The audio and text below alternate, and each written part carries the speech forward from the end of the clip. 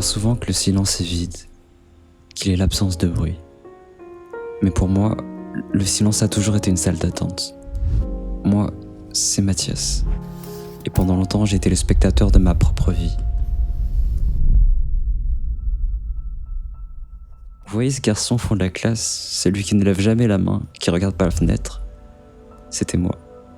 Une ombre simple, réservée. J'avais ce demi-sourire vissé aux lèvres, un sourire narquois. Ce n'était pas de la moquerie, c'était un cessez-le-feu.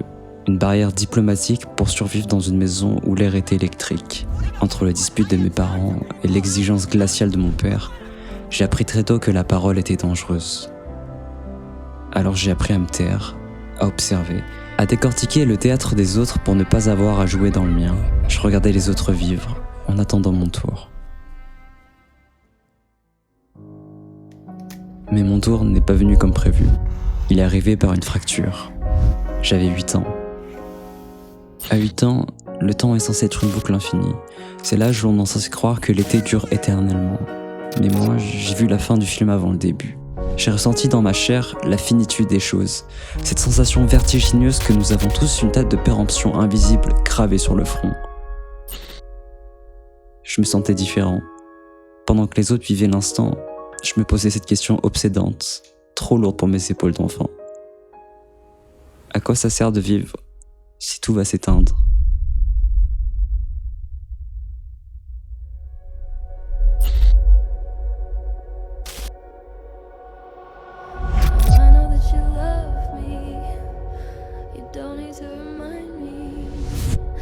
C'est à partir de ce moment-là que j'ai commencé à chercher autre part ce que je n'arrivais pas à trouver en moi. Cette angoisse a créé un vide, et le vide, ça se remplit ou ça se creuse.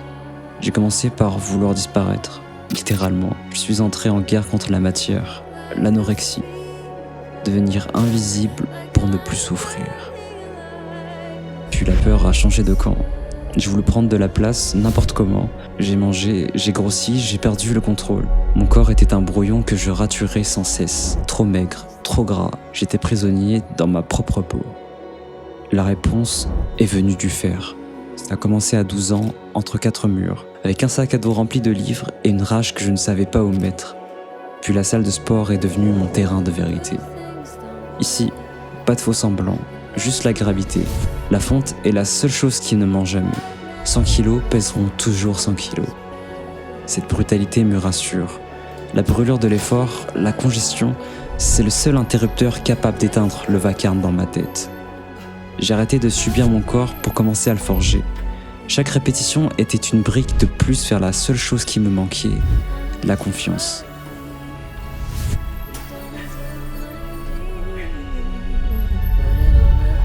Mais on ne sculpte pas une âme comme on sculpte des pectoraux. À l'intérieur de ce mur si froid et renfermé, il restait ce petit garçon hypersensible au fond de moi. Alors il a fallu trouver un autre langage pour exprimer ce que mon corps était incapable de dire. Là où les mots trébuchent et s'arrêtent, la musique, elle, court. Chaque note est une extension de mon système nerveux. Quand je joue, je ne fais pas de la musique, je discute directement avec mes angoisses. Je transforme le chaos de ma tête en une mélodie mathématique. C'est une façon de pleurer ou de crier, mais avec élégance. Puis mon regard a changé sur le fer. J'ai cessé de voir mon corps comme une simple machine à performance. J'ai commencé à le voir comme de l'architecture. La beauté du corps, ce n'est pas de la vanité, c'est de la discipline rendue visible. J'ai compris que la musculation était la forme d'art la plus lente et la plus douloureuse qui soit. C'est de la sculpture sur soi-même. Je cherche l'harmonie, les lignes, la symétrie. Je tente de faire ma propre enveloppe, une œuvre qui tient debout face au temps. Et enfin, il y a l'image, la photo, la vidéo. C'est devenu mon troisième œil.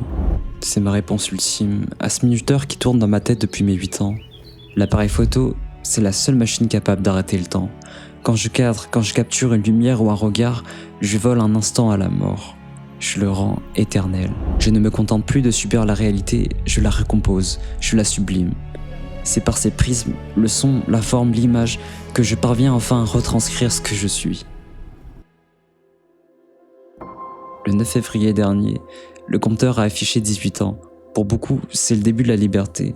Pour moi, ça a été le début du vertige. Je n'ai pas fait la fête, j'ai fait le bilan.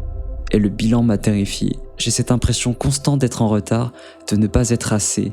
J'ai cette exigence maladive, ce remords du temps perdu, comme si je devais avoir déjà vécu 1000 vies. Mais j'ai réalisé que ce vide que je ressentais à 8 ans, ce n'était pas une fin. C'était un espace à aménager. Ma vie est une quête de sens et non une destination. Mon identité n'est pas une énigme à résoudre, c'est une œuvre à créer. Je ne cherche plus une réponse magique, je travaille ma matière. Je mélange les textures, la rigueur froide de la fonte, la nuance sensible du piano, l'œil attentif du photographe. Je fais le tri, je gomme les peurs inutiles, je souligne ce qui me rend vivant. Je construis qui je suis en assemblant ces fragments, comme une mosaïque dont je suis le seul à connaître le motif. Je ne sais pas encore exactement quelle est ma place dans cet univers, mais j'ai compris que le sens de la vie ne se trouve pas, il s'invente. Je ne suis plus le spectateur passif du fond de la classe. Aujourd'hui, je suis l'artiste. Moi, c'est Mathias, et je viens seulement de tracer le premier trait.